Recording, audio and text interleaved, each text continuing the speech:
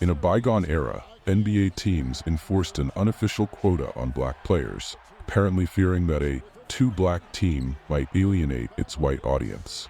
Today, this same league is celebrated as one of the world's most progressive sports organizations. Indeed, N.B.A. and WNBA players have consistently demonstrated over the years that athletes can be drivers of change, helping to create a more just and equal society. The N.B.A., after struggling with racism and injustice, is now a leading advocate of diversity and positions social justice as a core mission. The league has aligned itself with movements like Black Lives Matter, proclaimed the value of freedom of expression, and established initiatives such as the Kareem Abdul-Jabbar Social Justice Champion Award, honoring players who make significant strides in the fight for social justice. However, the N.B.A.'s commitment to these values starkly contrasts with its recent partnership with Abu Dhabi, one of the 7 emirates that constitute the United Arab Emirates, a nation accused of human rights violations. On October 4 and 6, the Boston Celtics and the Denver Nuggets will play preseason games in Abu Dhabi as part of a broad multi-year deal between the N.B.A. and the Emirate, dating to 2022, when the first preseason dates there took place. This raises a critical question.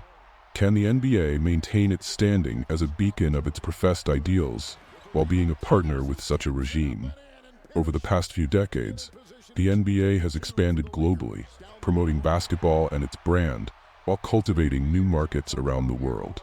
And while its partnerships with repressive regimes are not limited to the United Arab Emirates, its ties with countries including China and Rwanda have also warranted scrutiny. The upcoming Abu Dhabi Games underscore the persistent conflict between the league's professed values and its engagement with an authoritarian regime.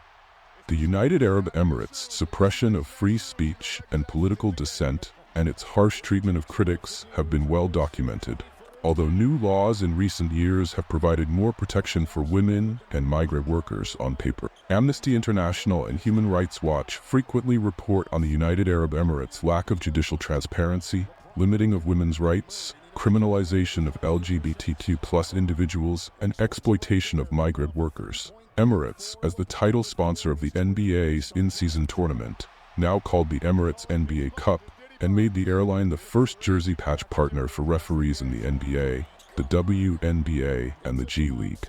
In recent decades, authoritarian regimes have increasingly turned to sports in what is widely seen as a strategy to generate international goodwill, forge diplomatic connections, attract tourism, and obscure human rights violations.